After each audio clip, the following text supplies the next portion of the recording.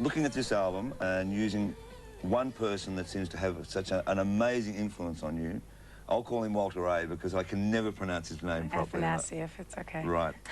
I mean, he has not, I mean, he's produced so many amazing people. What does he mean to you?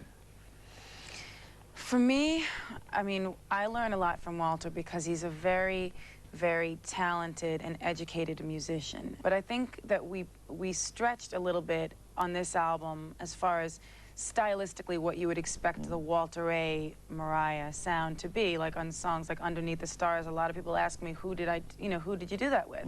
And because it doesn't really sound like some of our previous things. It was like, you know, let's try this, let's experiment with sounds, let's use, you know, a scratch track, let's use an old road sound, you know, so it was like doing things to kind of create a vibe as opposed to here's the typical thing that we do.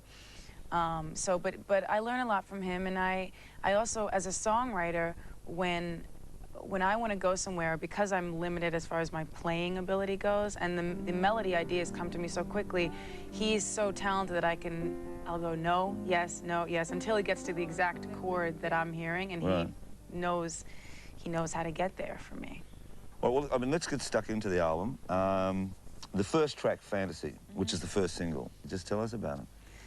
Well, I had the idea for the melody and the chorus of the lyrics of Fantasy, and I was really into it, and then I heard the Tom Tom Club song, Genius of Love, that I hadn't heard in a long time, and it's always been one of my favorite songs, and so I decided to check into the idea of putting them together. So we called up Tom Tom Club, and they were really excited about it and into the idea, and we did it. We'll